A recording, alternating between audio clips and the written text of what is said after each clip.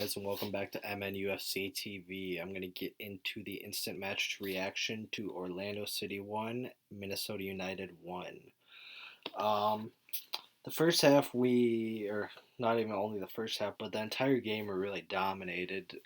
Possession, shots, just about everything, but we just could not find that final ball. A lot of crosses in. Um, when no one was going to win the header at all. I understood it early with Angelo in, but Angelo actually picked up a knock after scoring an off, or not after that, but he had earlier in the first 30 minutes had actually scored an offsides goal, which was close, but he definitely was a foot or two offsides off of off of the pass before the redeflection actually. But he picks up a knock and has to be subbed out for Abu Dalali in the 28th minute. Um, and the two center backs for Orlando City today were absolutely huge, tall, big guys, and Abu wasn't gonna win many headers against them, especially at least in the box. In the end, Abu does pick up his goal, um, but we'll get to that in a moment. But yeah, Abu really did all right. He did not used his pace a bit. I don't think he really was on the same page as a lot of other players. Like Darwin and him couldn't quite figure out passing in the final third, but he didn't play awful. But it just really shows that Mason Toy's red card in Dallas really kind of hindered the team with him not having a like replacement as a striker. Abu is more of a forward, center forward, um, not quite a striker that could do a little bit of hold up play and still. I mean, Angelo doesn't get his behind, but Mason's got that pace and such. So it was unfortunate for that to happen, and with Mason kind of in trouble with the gaffer right now. Don't know who's gonna play on Thursday. Maybe Abu. We'll see. Um, but hopefully it's not too bad of an injury for Angelo.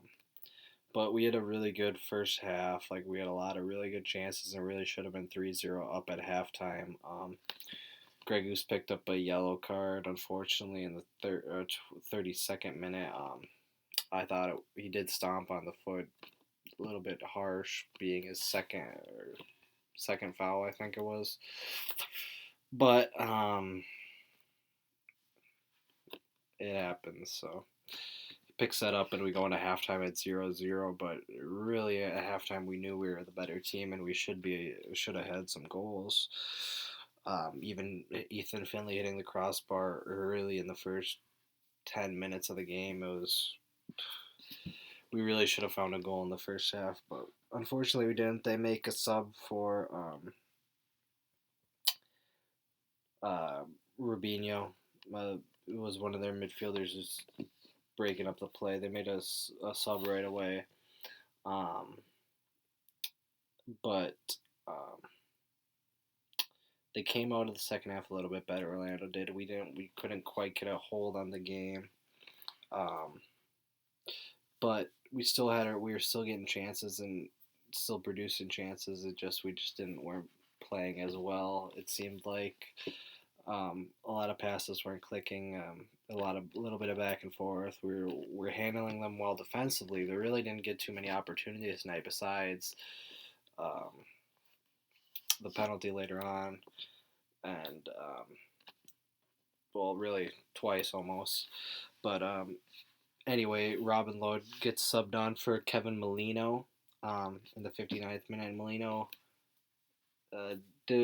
played well in the beginning and didn't quite get into the game as much as he would have liked. He had a couple really bad passes, but also a couple good ones. So, but he was definitely the right sub to have. And Lud picks up a chance in the 70th or 80th minute around where he shoots it right at the goalie, but it's he really needs to score on that one.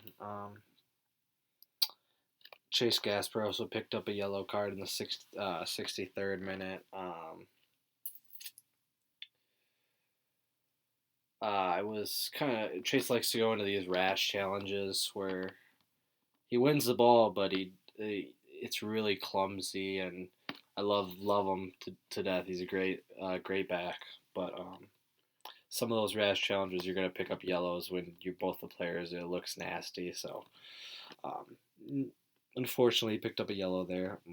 But once Dom Dwyer got subbed off with them, they had a little bit more hold up play with this bigger gentleman, a Kandali. I've never heard of him before. Don't watch Orlando City much, but he's doing well, and then Nani finds his way through on net with Ike kind of catching up to him, but a step behind, and he puts in a challenge and gets a yellow card for what he does after complaining with the ref. And I agree with the call for a penalty, but there was 3 times earlier in the game in our penalty box. Ethan had 2. I think Darwin, maybe it was Darwin. I can't quite remember. But there's 3 separate occasions where in our penalty box where there was similar contacts on the player without winning the ball and not being awarded the penalty when the player goes down. So the consistency level of this referee was quite poor. I don't know who it was. I really wish I do because he was awful. Not only for us, but both ways. Just the consistency would be a lot, like just raise the level of the game in MLS completely. Because there's many times where the ref just makes baffling decisions. Yeah, sometimes the home crowd gets a little biased, but the consistency, like I agree it was a penalty, but there was 3 separate occasions where one of them had to have been a penalty. So earlier in the game, but anyway, Orlando City gets a penalty for it. So Nani steps up and takes it. And at that point, it felt like, oh shit, man, that sucks. So,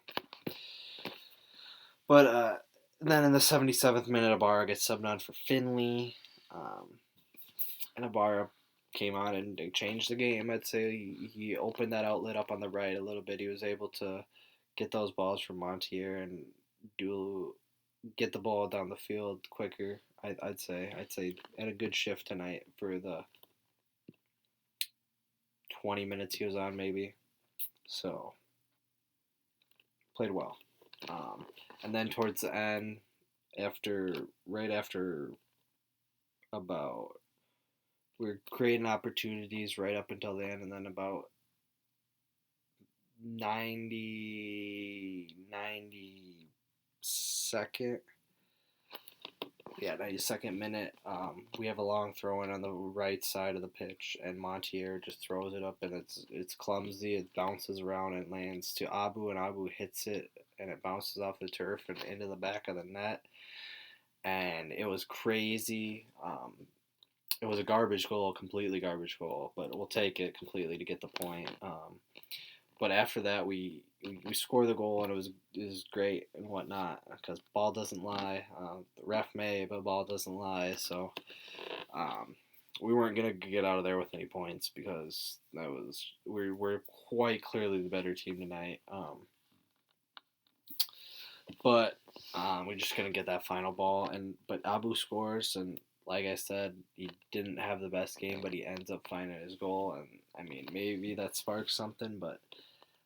It's nice that we could get some more scoring help from anyone, and because we need it.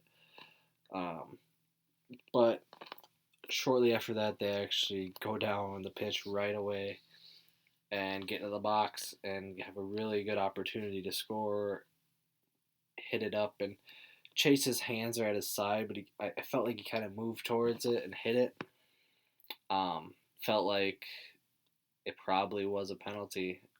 And they called the penalty at first, and then VAR. They go to VAR, and he goes over it. And he calls it off. He said it was natural position or whatnot. And I was shocked. Because the ref was, I thought, was quite clearly in the wrong on that one. It should have been an Orlando sending penalty, and they probably should have got the 3 points right at the end. Nicked it completely. But oh, it was. I thought it was a penalty. So, um, but anyway, they don't call it, and it was the craziest stoppage time ever. There's been some crazy endings to some of these games, but it was weird. It was a really weird ending. But anyway, we come out with a tie, and right now we're tied, or we're a point above a couple teams in second place. So we need a couple draws to happen, and Real Salt Lake not to win to keep that spot in second place. But it was an all right game. We could have played a little bit better at the end, but in the final third, I mean. So as always, come on, you loons, and I'll see you next time.